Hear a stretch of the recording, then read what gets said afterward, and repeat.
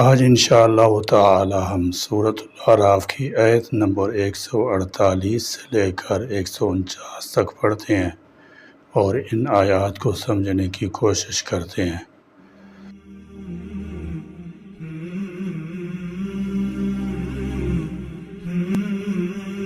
اعوذ باللہ من الشیطان الرجیم، بسم اللہ الرحمن الرحیم۔ واتخذ قوم موسى من بعده من حليهم عجلا جسدا له خوار ألم يروا أنه لا يكلمهم ولا يهديهم سبيلا اتخذوه وكانوا ظالمين۔ واتخذ اور بنا لیا قوم موسیٰ کی قوم نے من بعدہ اس موسیٰ کے جانے کے بعد من حلیہم اپنے زیورات سے عجلاً ایک بچڑا جسداً جسم والا لہو اس کی خوارن گائے کی آواز تھی۔ موسیٰ علیہ السلام کے طور پر جانے کے بعد اس کی قوم نے اپنے زیوروں سے ایک بچڑے کا جسم پتلا بنایا جس میں سے بیل کی آواز نکلتی تھی۔ ان لوگوں نے یہ نہ دیکھا کہ وہ نہ تو ان سے کوئی بات کرتا ہے اور نہ ہی ان کو راستہ دکھا سکتا ہے، پھر بھی انہوں نے اسے الہ بنا لیا۔ علم کیا نہیں، یرو انہوں نے دیکھا، انہو کہ بے شک وہ لا یکلمہم نہیں وہ کلام کرتا تھا ان سے، ولا اور نہ یہدیہم وہ رہنمائی کرتا تھا ان کی، سبیلاً کسی راستے کی طرف۔ علم یروا انہو لا یکلمہم ولا یہدیہم سبیلا۔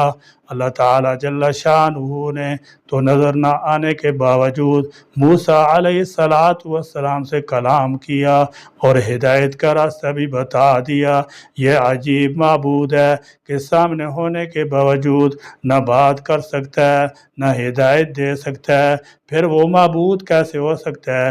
اگر بالفرض اس میں جان بھی پڑ گئی ہے تو وہ ایک عاجز حیوان ہے اس جیسی، بلکہ اس سے بہتر بے شمار گائیں ڈنڈے کھاتی پھرتی ہیں اور زنجیروں میں بندھی ہوئی بے بس ہو کر دودھ دے رہی ہیں۔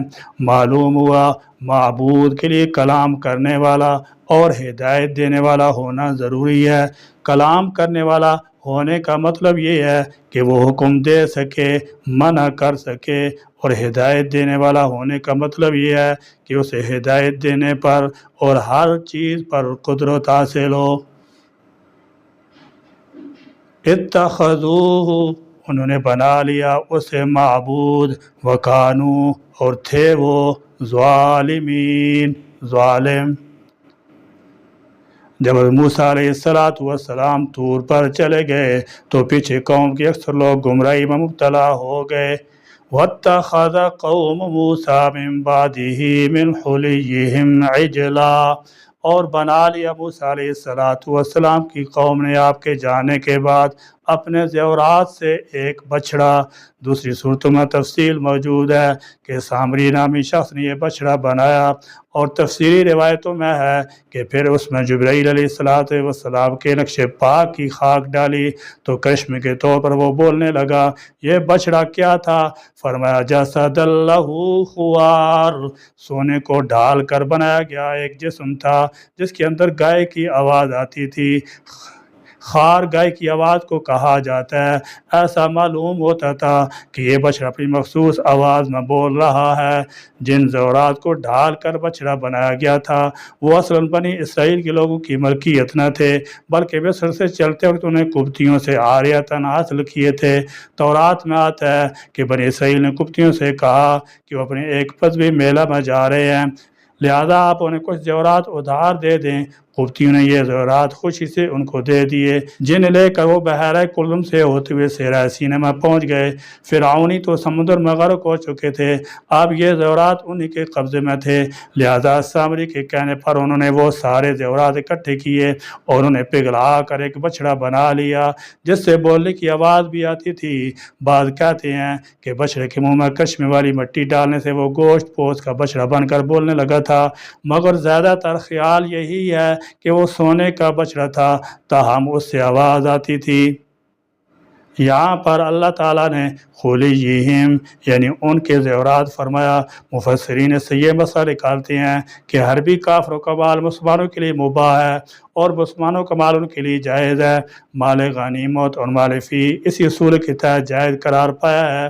جب کوئی کافر قوم مسلمانوں سے برسر پیکار ہو تو ان کا مال خواہ جنگ کے نتیجے میں حاصل ہو یا بغیر لڑائی کے وہ مسلمانوں کے لیے مباح ہوتا ہے۔ قبطی چونکہ کافر تھے اور بن اسرائیل پر مظالم بھی ڈھاتے تھے، اس لیے ان سے حاصل کردہ زیورات مسلمانوں کی ملکیت بن چکے تھے۔ اللہ تعالیٰ جل شانہ نے اسی لیے خلیجہم کہا ہے۔ سورہ حشر مال فی کے متعلق آتا ہے، للفقراء المہاجرین الذین اخرجوا من دیارہم، یہ ان فقراء مہاجرین کے لیے ہے جنہیں اپنے گھروں سے نکال دیا گیا تھا۔ مکہ سے ہجرت کر کے مدینہ طیبہ آنے والے سارے فقراء ہی تو نہیں تھے بلکہ ان میں تو صاحب مال لوگ بھی تھے، مگر ہجرت کے بعد ان کے مال پر کفار مکہ نے قبضہ کر لیا تھا، لہذا یہ محتاج ہو گئے۔ جب ایک دفعہ یہ مال کفار کے قبضے میں چلا گیا تھا تو پھر اس پر کافروں کا حق ملکی تسلیم کر لیا گیا اور مسلمانوں نے فتح مکہ کے بعد بھی اسے واپس نہیں لیا۔ غرض کہ جس طرح حربی کافروں کی جائیداد مسلمانوں کے لیے مباح ہے، اسی طرح مسلمانوں کا مال کافروں کے لیے مباح ہے، چونکہ قبطیوں کے زیورات بنی اسرائیل کے قبضہ میں آ چکے تھے، اس لیے اللہ نے ان زیورات کو انہی کی زیورات کہا ہے، یعنی وہ ان کے مالک بن چکے تھے۔ جب سونے کا بچڑا تیار ہو کر بولنے لگا تو سامری نے بنی اسرائیل کو ورغلایا کہ دیکھو خدا تو یہ ہے کہ اس کی پرستش کرو۔ موسیٰ علیہ السلام تو بھول کر طور پر گئے ہیں، تمہارے لیے یہی معبود کافی ہے۔ چنانچہ بچڑے کے سامنے سجدہ کرنے لگے اور اس کی نظر و نیاز شروع ہو گئی تو اللہ نے فرمایا کہ یہ کتنے بیوقوف لوگ ہیں اور کیسی حرکتیں کر رہے ہیں۔ الم یروا انہ لا یکلمہم، کیا یہ نہیں دیکھتے کہ یہ بچڑا تو ان سے بات بھی نہیں کر سکتا، میں ایک بے معنی سی آواز نکل رہی ہے، ولا یہدیہم سبیلا، اور نہ ہی ان کی رہنمائی کرتا ہے، وہ تو بیچارہ خدا عاجز ہے، یہ کیسے معبود ہو سکتا ہے۔ وَلَمَّا سُقِطَ فِي أَيْدِيهِمْ وَرَأَوْا أَنَّهُمْ قَدْ ضَلُّوا قَالُوا لَئِن لَّمْ يَرْحَمْنَا رَبُّنَا وَيَغْفِرْ لَنَا لَنَكُونَنَّ مِنَ الْخَاسِرِينَ۔ وَلَمَّا اور جب سُقِطَ وہ گرائے گئے، فی ایدیہم اپنے ہاتھوں میں نادم ہوئے، فرمایا وَلَمَّا سُقِطَ فِي أَيْدِيهِمْ، یہ عربی زبان کا محاورہ ہے جس کا معنی ہے کہ جب وہ نادم اور پشیمان ہوئے۔ رہی یہ بات کہ یہ محاورہ کیسے بنا تو ظاہر ہے کہ یہاں ان کے ہاتھ میں گر پڑنے والی چیز مجہول رکھی گئی ہے، گویا ندامت کی وجہ سے ان کے منہ ہاتھوں میں آ گرے اور اس پشیمانی میں انہوں نے اپنے چہرے ہاتھوں میں چھپا لیے۔ مطلب یہ ہے کہ غلط کام کرنے کی وجہ سے خود اپنی نظروں میں گر گئے۔ جب کوئی آدمی نادم اور پشیمان ہوتا ہے تو اپنی گردن کو جھکا دیتا ہے یا اپنے ہاتھوں کو دانتوں سے چباتا ہے، کفِ افسوس ملتا ہے۔ یہی حالت بنی اسرائیل کے ان لوگوں کی تھی جنہوں نے بچڑے کی پوجا کی تھی۔ جب وہ نادم ہوئے، وَرَأَوْا أَنَّهُمْ قَدْ ضَلُّوا، اور انہوں نے دیکھ لیا یعنی سمجھ گئے کہ وہ تو گمراہ ہو چکے ہیں۔ قَالُوا لَئِن لَّمْ يَرْحَمْنَا رَبُّنَا، کہنے لگے اگر ہمارا پروردگار ہم پر رحم نہیں فرمائے گا، وَيَغْفِرْ لَنَا، اور ہمیں معاف نہیں کرے گا، لَنَكُونَنَّ مِنَ الْخَاسِرِينَ، تو یقیناً ہم نقصان اٹھانے والوں میں ہوں گے۔ اس طرح گویا انہوں نے اپنی جہالت اور گمراہی کا اقرار کر لیا اور اللہ تعالیٰ سے معافی مانگی، جیسے کہ سورہ بقرہ میں آتا ہے اللہ تعالیٰ جل شانہ نے توبہ کی قبولیت کے لیے بہت بڑی شرائط لگائی، اور وہ یہ تھی کہ پوجا نہ کرنے والے بچڑے کی پوجا کرنے والوں کو اپنے ہاتھوں سے قتل کریں۔ وہاں پر فَقْتُلُوا أَنفُسَكُمْ کے الفاظ آتے ہیں۔ پھر انہوں نے ایک دوسرے کو قتل کیا، باپ نے بیٹے کو قتل کیا، بھائی نے بھائی کو مار ڈالا۔ تو جب جا کر ان کی توبہ قبول ہوئی، فَتَابَ عَلَيْكُمْ وَرَأَوْا، اور انہوں نے دیکھا انہم کہ بے شک وہ قد تحقیق ضلوا وہ بھٹک گئے ہیں، قالوا وہ کہنے لگے لَئِن لَّمْ یقیناً اگر لم نہ یرحمنا رحم کیا ہم پر ربنا ہمارے رب نے، ویغفر اور نہ اس نے بخشش فرمائی، لنا ہماری، لنکونن البتہ ہم ضرور ہو جائیں گے، من الخاسرین خسارہ پانے والوں میں سے۔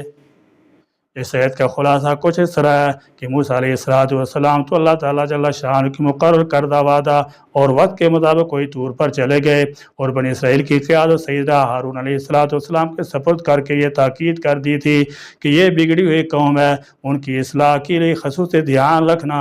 اور یہ بات موسیٰ علیہ السلام نے اس وجہ سے کہی تھی کہ ایک مرتبہ پہلے بھی وہ سیدنا موسیٰ علیہ السلام سے کہہ چکے تھے کہ ہمیں بھی ایک معبود بنا دیجئے، اور موسیٰ علیہ السلام نے انہیں سرزنش بھی کی تھی، حالانکہ انہیں ایمان لائے کافی مدت گزر چکی تھی۔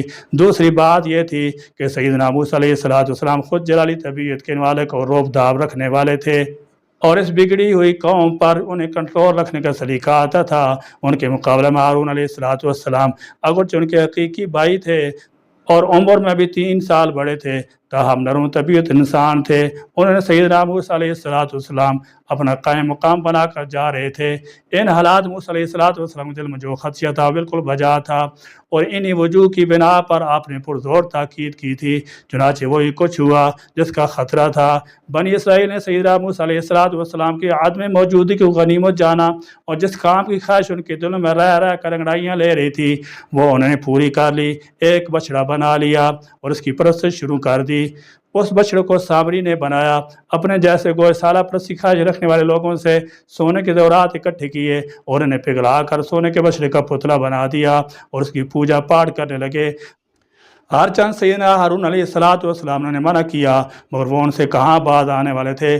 سیدنا موسیٰ علیہ السلام تو ان کے لیے ایسے احکام ہدایات لانے کے لیے گئے تھے جس سے ان کی دنیا اور آخرت دونوں سنور جائیں، مگر ان عقل کے اندر کو اتنی بھی سمجھ نہ آئی جو معبود انہوں نے گھاڑ لیا ہے، وہ جب کوئی بات ہی نہیں کرتا تو ان کی رہنمائی کیا کرے گا۔ اس کے باوجود انہوں نے اس معبود قرار دے لیا، تو اس سے بڑھ کر بھی کوئی بے انصافی، ظلم اور شرک کی بات ہو سکتی ہے۔ یا اللہ، جو آپ نے اپنے فضل و کرم سے ہم کو کفر شرک سے بچا کر اسلام اور ایمان کی دولت سے سرفراز فرمایا ہے، تو ہم کو سچائی اور وفاداری کے ساتھ شریعت اسلامی کے اتباع نصیب فرمائیے، اور اسی بات زندہ رہنا اور مرنا نصیب فرمائیے۔